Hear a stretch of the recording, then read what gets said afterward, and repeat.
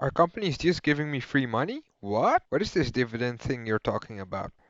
That were my thoughts when I first stumbled upon dividend growth investing. And you might wonder about that as well. So let's get started. At the end of this video, you will know the meaning of confusing terms like payout ratio, dividend yield and how to calculate it, ex-dividend date, record date, payout date, and you will also know where to find that information for stock you intend to purchase. In the last video, you learned the benefits of investing in dividend growth companies. If you haven't watched it, I will put a link in the description. But first, let me show you how this stuff works in practice by showing you my portfolio. Here you can see an overview of my portfolio and the companies I have in this broker. I also have one other company in another broker, the Giro. So as you can see here, I have 9 companies which are all profitable. So here you can see an overview of my portfolio and how much it has returned since inception. So right now it is at 36%, but that is actually excluding dividend. And if we go to my other portfolio, you can see this one has been started recently, that it is down by a little bit and the total value is around 800 euros. The total value of my Big Bank portfolio is 8,440, but actually capital gains is not my main focus because the main focus is on receiving dividends. So let's take a look at that. As you can see here, the grand total of the dividends I received is $634 in dividends. And if we go to 2019, I received almost $300. Go to 2018, I received $257. Go to 2017, I received almost $76. Now let me show you a graphical presentation of what it looks like. This is a graph of the actual monthly income since inception. So the first dividends came in June of 2017 at 2.32 dollars. Then it went up, and here you can see it went up to 52.70, and then there was a time that I didn't reinvest any new money. So for most of time during 2018 and 2019 it was the same. Here there was a dividend increase, so it is at 53.04. But what this will show over the long term is that the graph will go up and up once I start investing more, and that is my full intention. And actually I already did a new purchase by purchasing Tanger Factory Outlet, which is not yet shown here. So then the graph will change again. And if I do well, the graph will go up. And actually, I have not made this graph myself, but it was made by Joseph Carlson from the Joseph Carlson Show, another YouTube channel. And I'll put a link to the episode where he explains how to build this in the description. And even though this graph looks quite stagnant, you can still see there's a difference in received dividends over time. Like the top months are a while at 52.70, and then you can see it increased to 53.04, and then now it's at 53.60. So there's, even though there was not any new capital coming in besides the reinvested dividends, you can still see there's a trend that's going upwards. Same here with the middle one. You can see here it was 14.89, 15.36, then 15.49. Then it went down a bit because there was a stock split, and then it went up again. And the same you can see at the bottom. Actually, I only have one stock that's paying in those months. It went from 505 to 535 now. So even though it's a small increase, it's still an increase, and you will see over time that this will really keep growing. I've also showed you in the previous videos, but let me show you power of dividend growth investing, where you can see the real dividends, the real cash coming in. As you can see here in 2019, for example, if we start here, that's the end of 2019, I received almost $38, $3.26, and these are all companies that are paying real dividends in real cash to me. So it all comes to my account, and you can also see it here. This column is total in cash I have in my account. So it's going up and up unless I make a purchase like I did here. I actually moved the money to my new broker, the Giro, to make a purchase. So for all of you that are new to this channel, don't forget to subscribe, like and comment below the video. This will give me invaluable feedback to make this channel as valuable and as good as I can for you. So first, let's dive into what companies actually can do with their profits. They can 1. Reinvest in the business, 2. Issue stock buybacks, and 3. Pay out dividends. What a company does with its profits largely depends on the stage of maturity they are in. Is the company still in full growth mode, or are they already a mature and established company? Is the company still in full growth mode? Then it's probably more beneficial to reinvest all the profits back into the company to fuel future growth and make further investments. Typically, slower growing established companies pay out dividends. These companies cannot possibly invest all the profits they receive. So if the company comes at that point, usually starts to pay out a dividend to reward their shareholders. Another reason is when companies are not growing so fast, their share price can also fall due to less demand for the stock because the company becomes less attractive for investors since the expected returns are lower due to the low growth. In order to keep the company attractive to shareholders, the company pays out a dividend to keep the company at a higher valuation. So what is a dividend actually? A dividend is a way for companies to share the profits with their shareholders. For each piece of the company you own, share, you receive a dividend. For example, dividends per share are $2. The price of the stock is $50. Total number of shares you own is 20. So the total dividends you will receive then annually is 40. I like to use an analogy that I saw in another video. A share in a company is like buying a piece of their pizza. So let's say when you buy shares in a company, you buy a slice of the pizza and you are actually part owner. And as a way to say thank you for holding a slice of their pizza, they offer you a return, and that is actually the dividend. Now, companies tell you upfront how much money they are going to give you for buying a part of their pizza. So you know upfront how much dividends you're receiving for buying a piece of the company. And the way to calculate upfront how much the return on your money would be just in dividends, there's something called dividend yield. So that is how much return you will get in dividends. And the formula to calculate that is to divide the dividends per share by the price per share and multiply it times 100% to get the percentage.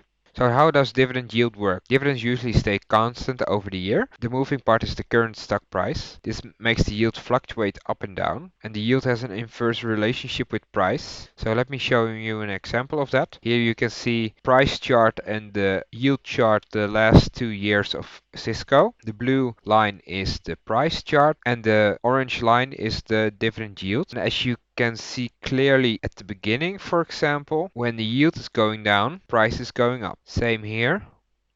When the price is going up, the yield is going down. And here inverse, when the price is going down, yield is going up. That's a very important thing to remember. So that sometimes means that for the same company, you get a better return on your investment because they are going through some temporary problems. So there are actually two kinds of dividends. There's regular dividends, are mostly paid out quarterly, but there's also some companies that pay out monthly or annually. And there are special dividends, and these are usually a one-time event or something that happens only once every 5 or 10 years. So when is a dividend actually safe? Chasing yield is actually never a good idea. What you should look at is the payout ratio of a stock. And the way to calculate the payout ratio is by dividing the dividends per share by the earnings per share and multiply it times 100%. Now there's actually two ways to calculate payout ratio, that is based on the earnings or based on the cash flow. Now a lot of people believe that the payout ratio based on the free cash flow is a more true way to measure the payout ratio, because unlike the earnings per share, the free cash flow per share cannot be gamed with accounting shenanigans, which with earnings per share it can be. And the free cash flow is basically the free cash a company produces through its operations, less the cost of expenditures on assets. It doesn't matter which one you choose. What is important is to graph out the payout ratio over a long period of time to see if it is trending upwards, downwards, or if it's staying flat. Those are all important signs to know how the company is doing over time in regards to the payout ratio of the dividends. So now, what is a safe payout ratio? Well, if you've watched my previous video, I find myself mentioning it again and again, so a good idea to watch it. But then you might already know that my personal cutoff point for a payout ratio is 70%. Anything above that mark, then I consider the dividends to be too risky. Of course, there are also exceptions to the rule, like REITs and utilities, for example. So then when you start to look into dividend paying companies, there are some terms you need to know about. One is the declaration date. That's the day that the board officially announces an upcoming dividend. And the payout date. That's the day the dividend will actually be paid out to shareholders. And then come the two that often cause confusion among new investors. Those are the record date On this date, you must be an official owner of a share to be eligible for the dividend, but due to exchange stock rules, you must own a stock 2 business days before the record date to get the dividend. And in practice, this means that you need to own the stock 1 business day before the ex-dividend date. And ex-dividend date is the day the stock trades without, so X, the upcoming dividend. So how are dividends actually determined? Well, a company usually makes something called a dividend policy. In that dividend policy, they state how often and how much the company intends to pay out dividends. Also, if they intend to raise the dividend over the years, and sometimes they also state by how much they intend to raise the dividends over the years. And usually you can find the dividend policy in the investors relations page of the company's website, or you can find it in their annual letter. And then there's another term you might have heard of already before, and that's the dividend reinvestment plan, also called DRIP. And that is basically reinvesting the received dividends into the same company. And what this causes is called a compounding effect. Because when reinvesting the dividends, the principal grows, and in turn, you will earn more dividends because your number of shares has gone up. And if this process is repeated for long enough, the effect is quite huge actually. For more information on this, also check episode number 2, because in episode number 2, I show you some real examples of how big that compounding effect can be with different scenarios. So I'll put a link of episode number 2 in the description of this video. I myself actually use a method called FRIP, which is basically the same as TRIP, only with FRIP you reinvest the dividends into other companies and into multiple companies. So what I actually do is invest the dividends back into a company that I intend to buy, so I just use that as extra cash. So now that you know the basics behind dividends, how do you invest in dividend companies? Actually, in episode number 2, I already showed as well how you can find those companies, and what I use is a list called the Champions, Contenders and Challengers list, or CCC list for short, and I'll again put a link of where to find that list in the description. This is basically a list of all companies that have raised their dividends for at least 5 years and up. So now let's take a concrete example of a purchase I made the other day, which is Tangier Outlet, or SKT as a ticker. So here in my transaction overview, you can see that I purchased SKT on the 10th of January 2020. And then if we go to Seeking Alpha, we can see that the declaration date of this particular dividend was on the 9th of January, and that the ex-dividend date is on the 30th of January. So what this means is that you need to own the stock on the 29th of January to be eligible for dividends. So as I made my purchase on the 10th of January, I am eligible for the dividend, and I will receive it on the 14th of February. And as you can also see, this is a quarterly paid out dividend. If we take a look at the yield of Tangier Factory Outlet Centers, we can see that current yield is at 9.14%.